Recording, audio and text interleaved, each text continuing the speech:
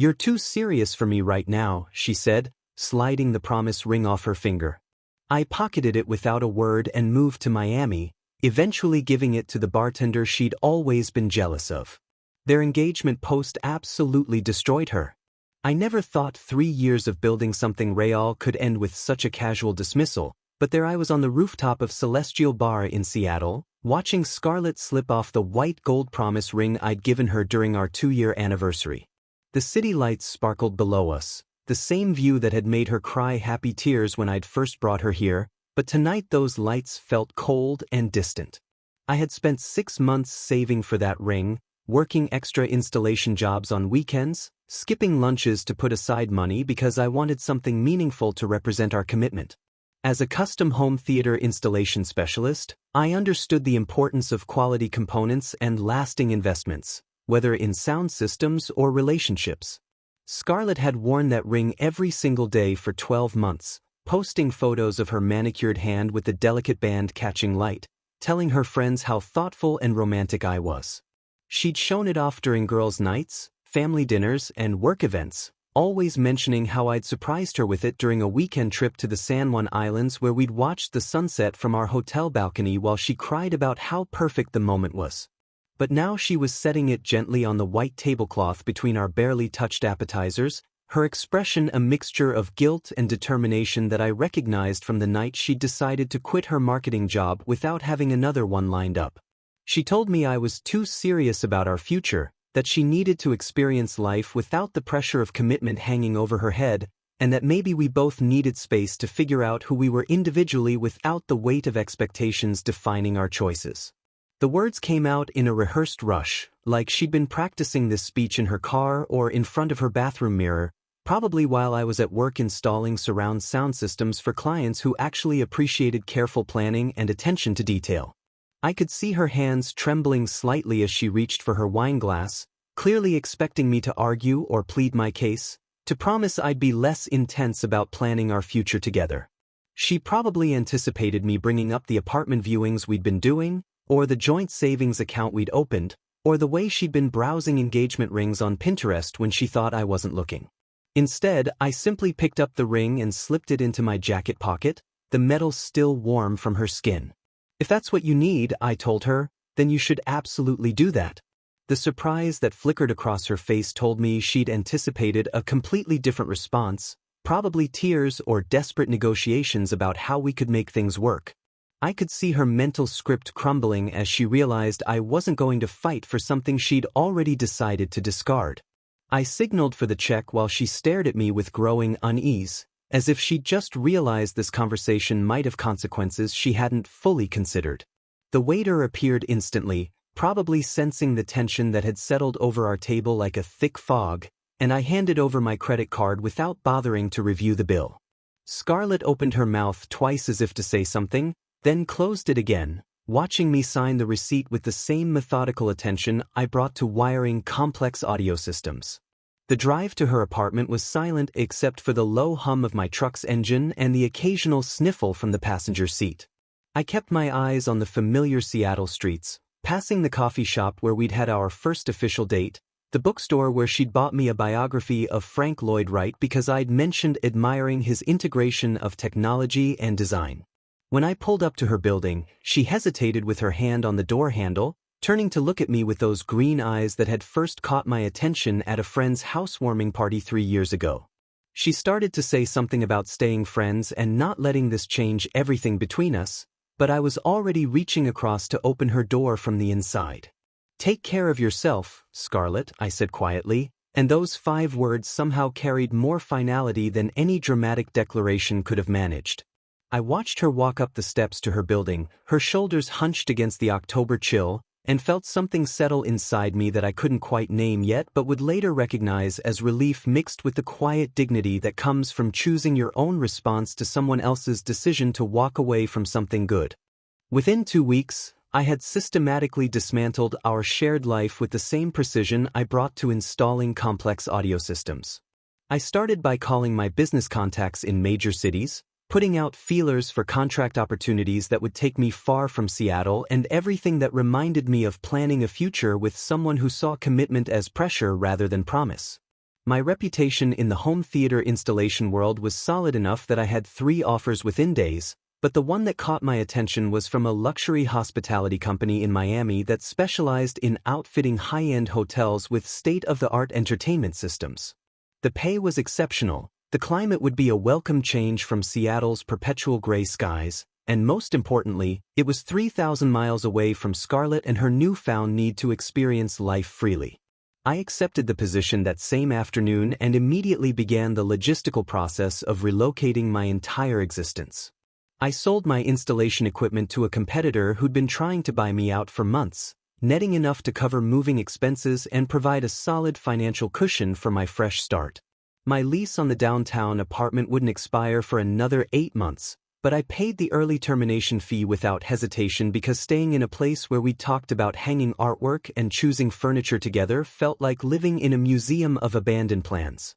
The landlord was understanding when I explained I'd received an unexpected job opportunity, though I omitted the part about needing to escape the ghost of a relationship that had died over appetizers and wine. I methodically went through our digital connections, unfriending Scarlett on all social media platforms and blocking her phone number, not out of anger but from the practical understanding that staying connected to someone who'd chosen uncertainty over building something together served no useful purpose.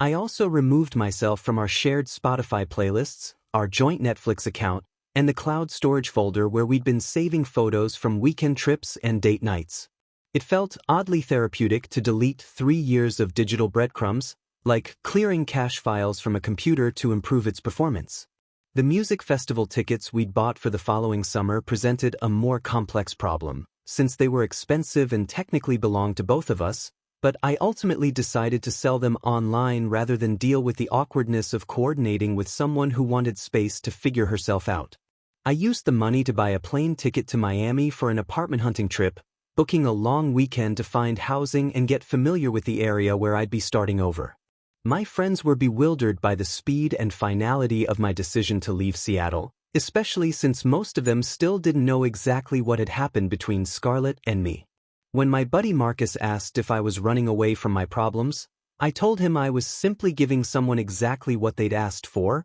which was the freedom to experience life without me in it. Marcus looked confused when I explained that sometimes the most respectful thing you can do is take someone at their word when they tell you they don't want what you're offering. My friend Jake from work tried a different approach, suggesting that maybe I was being too hasty and should give Scarlett time to realize what she was losing.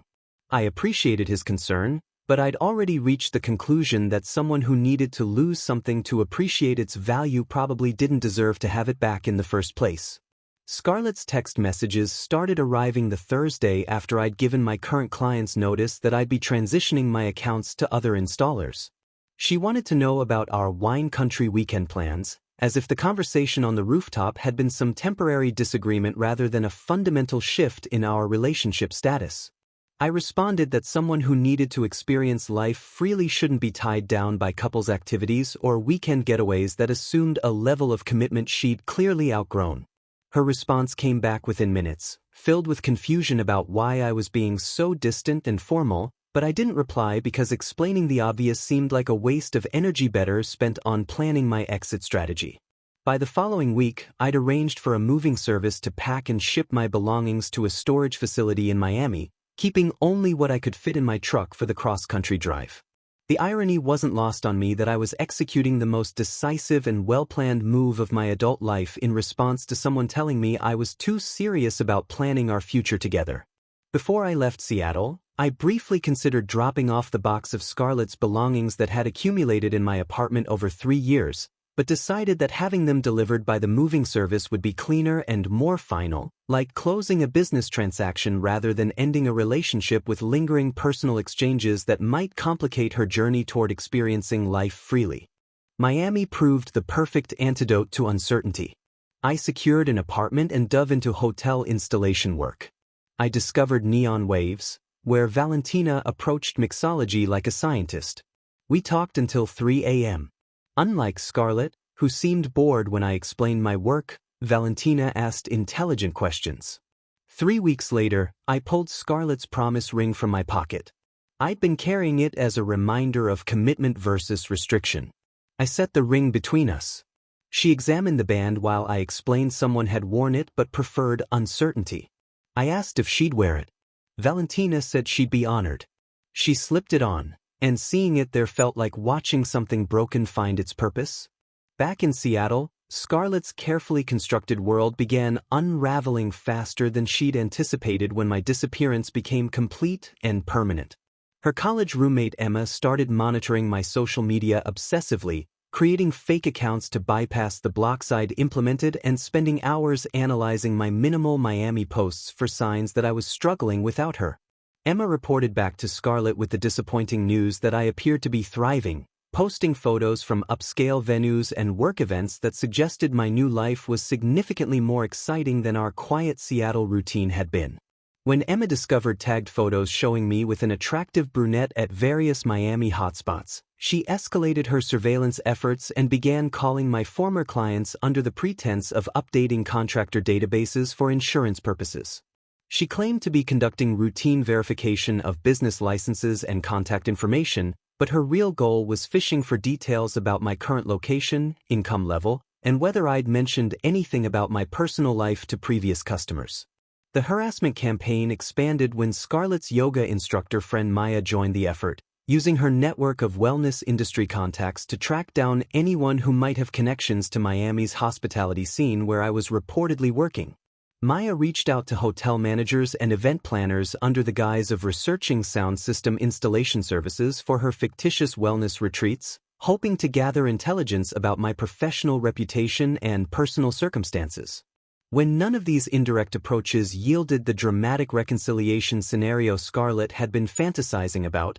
she convinced her mother to contact my family directly with demands for explanations about my sudden departure and what she characterized as my cruel abandonment of their daughter during a vulnerable period in her life. My sister later told me that during this uncomfortable phone conversation, my mother had calmly explained that Scarlett had been asking mutual friends about taking relationship breaks months before our actual breakup, which was news that apparently devastated Scarlett's narrative about being blindsided by my decision to leave. The surveillance operation reached its peak of desperation when someone created fake negative reviews for my new Miami business listing, forcing me to hire a reputation management service to address complaints about work I'd never performed for clients I'd never met. The reviews were so obviously fabricated that they actually backfired, generating sympathy from legitimate clients who recognized the harassment campaign and began posting genuine positive reviews to counteract the obviously false negative ones. Emma accidentally exposed their entire intelligence-gathering network when she pocket-dialed my number while discussing their latest findings with Scarlett,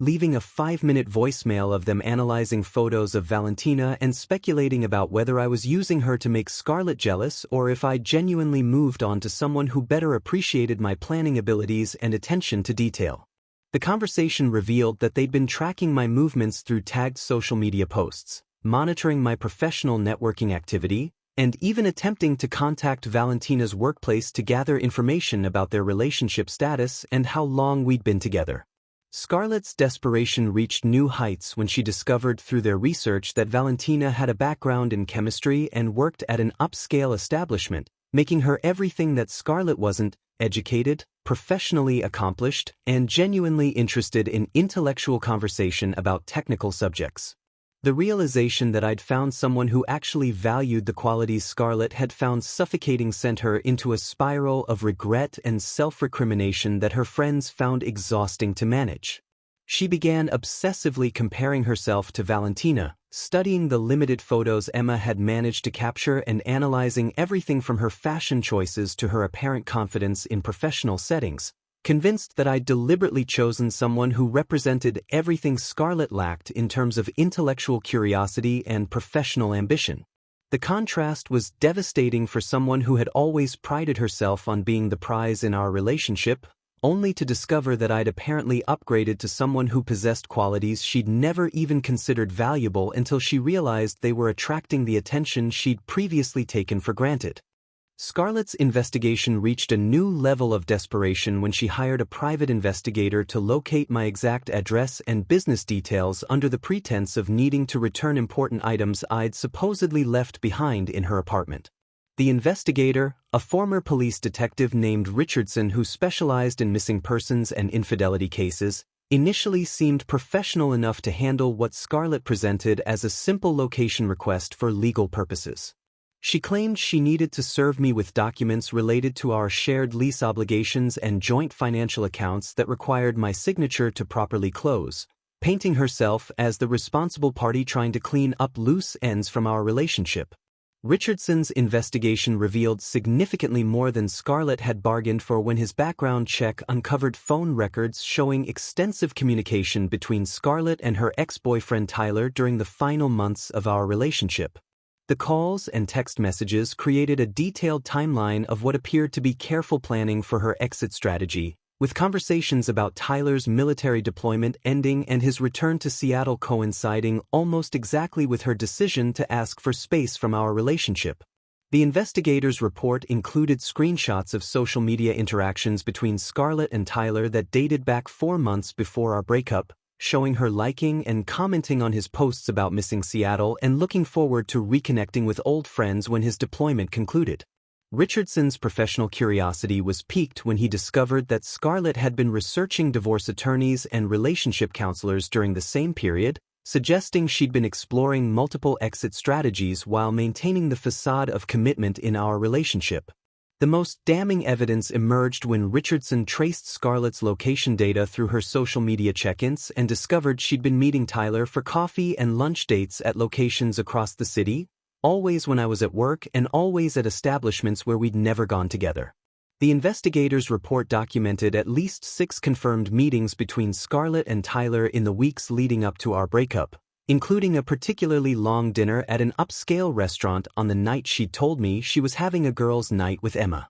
Richardson's thorough investigation also revealed financial irregularities in Scarlett's spending patterns during our final months together, with significant cash withdrawals that didn't correspond to any purchases or activities she'd mentioned to me. The private investigator discovered she'd been using these cash withdrawals to pay for her secret meetings with Tyler, including covering restaurant bills, parking fees, and what appeared to be overnight hotel stays on 2 separate occasions when she'd claimed to be visiting her sister in Portland. When Richardson presented his complete findings to Scarlett, expecting her to be satisfied with having located my contact information, she instead became increasingly agitated as he detailed the extent of evidence suggesting her breakup with me had been premeditated and coordinated with Tyler's return from deployment. The investigator noted in his final report that his client seemed less interested in actually contacting me and more disturbed by the realization that her carefully constructed narrative about needing space and wanting to experience life freely had been thoroughly documented and could potentially be used to reveal the calculated nature of her departure from our relationship.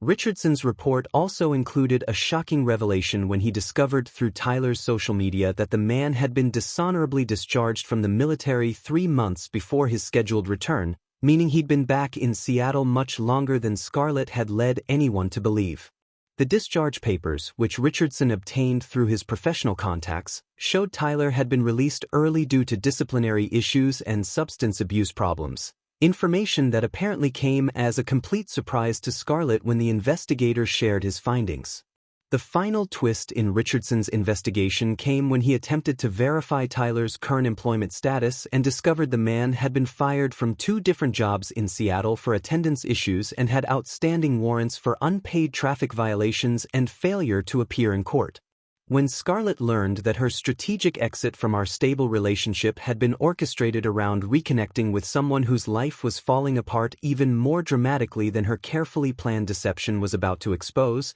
she found herself facing the reality that her supposed upgrade had actually been a catastrophic downgrade in every measurable way that mattered for building a future together.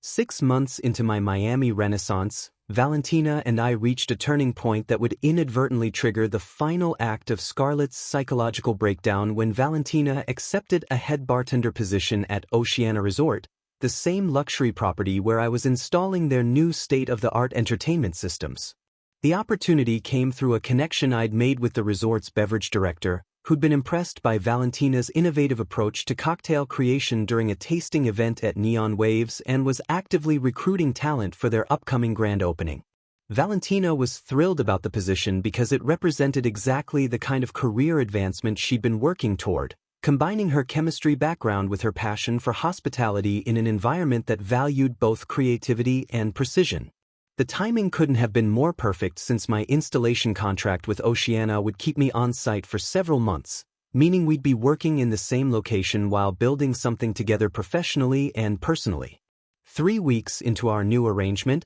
Valentina posted a photo on Instagram showing her hands mixing a signature cocktail she'd developed for the resort's opening menu, with the promise ring clearly visible on her finger as she worked. The image was artistic and professional, showcasing both her skills and the elegant presentation that had earned her the promotion, but she added a caption about new adventures and unexpected love that perfectly captured how we both felt about the direction our lives were taking. The resort's marketing team immediately recognized the quality of the photo and asked permission to share it across their social media platforms, where it quickly gained traction in Miami's competitive hospitality scene and eventually spread to industry publications showcasing innovative bartending talent. What none of us anticipated was how this innocent celebration of professional achievement would eventually reach Seattle through the interconnected web of hospitality industry contacts and foodie influencers who followed trends in major markets. Emma discovered the viral photo 3 days after it was posted,